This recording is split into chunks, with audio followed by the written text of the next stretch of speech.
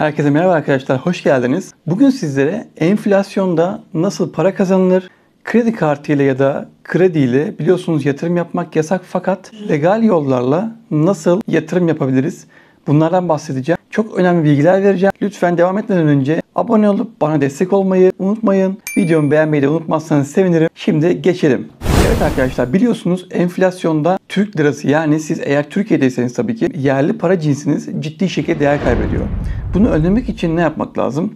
Tabii ki de Türkiye'de yaşayan kişiler için önerim şu: döviz bazlı yatırımlar yapmak lazım. Bunlar neler? Altın, gümüş, emtialar, yabancı hisse senetleri, Amerikan hisse senetleri, Avrupa hisse senetleri ya da aklınıza gelebilecek bütün yabancı kaynaklı, yabancı bazlı, döviz bazlı yatırımlar. Şimdi arkadaşlar, enflasyonda ciddi şekilde paramız eriyor ve değer kaybediyor. Bunu önlemek için de bizim dediğim gibi döviz bazlı yatırımlar yapmamız gerekiyor. Ben neler yapıyorum? Bunlardan bahsedeceğim. Öncelikle ben döviz bazlı yatırım fonlarına yatırım yapıyorum. Yatırım önerisi değildir. Örnek vereceğim.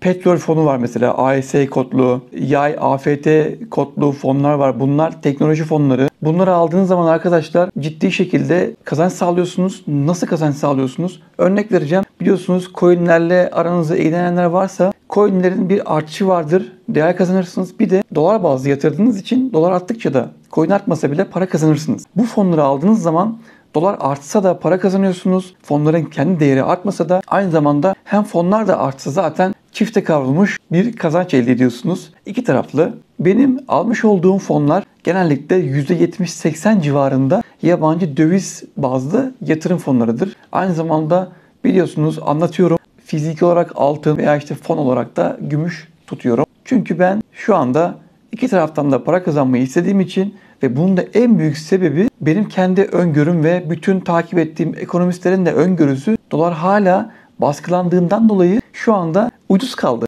Türk lirası değerli. Yani biz döviz kaynaklı yatırımları ucuza almış oluyoruz Türk lirasıyla. Ne oluyor mesela, örnek veriyorum. Dolar 19-20 lira civarlarındayken ben dolar bazlı yatırımlar yapmıştım. Fonlarda yatırımlar yapmıştım. Bu fonlar dolar 26'ya geldiği zaman o aradaki kar kadar kar almıştım. Yani fonlara baktım, herhangi bir artış yok. Yani %3, %4.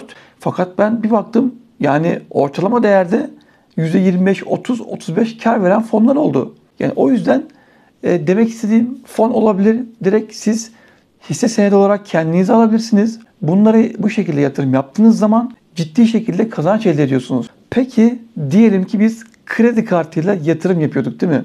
Yani yasak tabii ki, veya krediyle. Ama ne yapıyorsunuz? Yani burada kredi kartından, yatırım önerisi değildir, defalarca söyledim ben daha önce, Trendyol'dan 22 ayar işçiliksiz bilezik satın alarak yatırım yapmış oluyorsunuz sonuçta. Alışveriş yapmış görünüyorsunuz. Altın alsanız da bu şu anda yasak değil. Yasak olsa satmazlardı zaten. Diğer alternatifler, paparayla paranızı hesabınıza aktararak kredi kartından %2 komisyonla para çekerek nakit olarak aldığınız parayı gidersiniz, istediğiniz şekilde istediğiniz şeyi alabilirsiniz. Kimse karışamaz, değil mi? Komisyon ödenmiş zaten bir şekilde. Onun vergisi ödeniyor zaten vesaire vesaire. Diğer alternatif yolları zaten kanalımda paylaşmıştım. İsterseniz izleyebilirsiniz. İşte MoneyPay ile, Oldubil ile, Param'la, bu uygulamalarla paranızı nakite çevirdikten sonra kredi kartıyla istediğiniz şekilde yatırım yapabilirsiniz.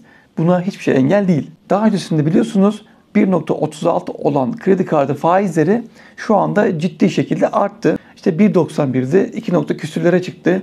Toplamına bakarsak zaten neredeyse 3'lere kadar devam ediyor yani.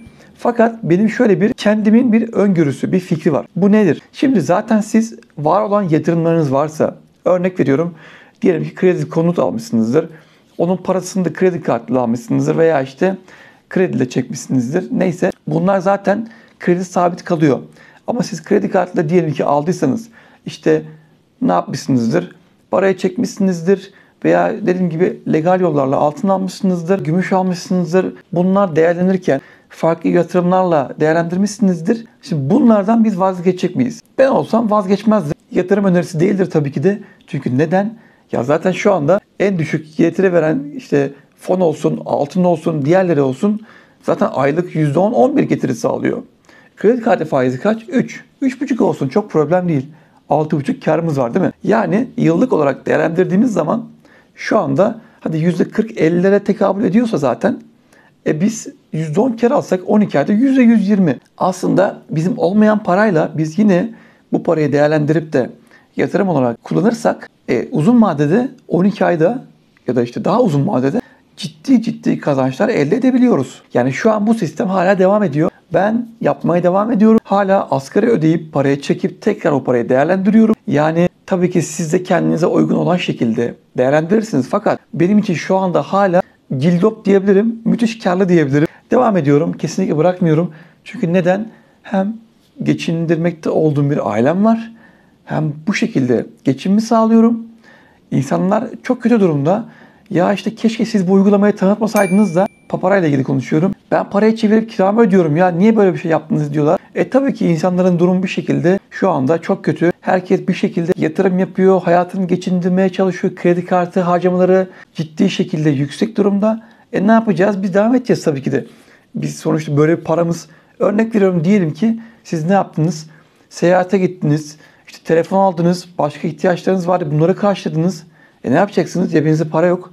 Gidip de telefonu mu satacaksınız? Hayır.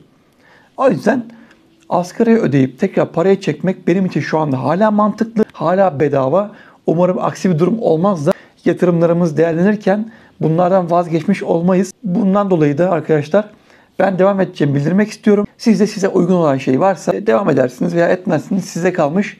Bu videoda anlattıklarım hiçbir şekilde yatırım önerisi değildir. Tamamen kendi yaptığım yatırım şekli veya şeylerdir. Tercih sizindir. Arkadaşlar videomu beğendiyseniz lütfen destek olmak için beğenmeyi, benim için çok önemli. YouTube kanalımın gelişmesi için sizden bir abone olmanızı rica ediyorum. Çok zor değil, abone olmanızı tekrar söylüyorum. Yanlış anlaşılmak da istemiyorum. Bir destek, eğer size faydalı geldiyse, bu videodan haberdar olmasını istediğiniz arkadaşlarınız varsa onlara göndermeyi de unutmayın lütfen. Daha sonraki videolarda görüşmek üzere. Kendinize iyi bakın. Hoşça kalın.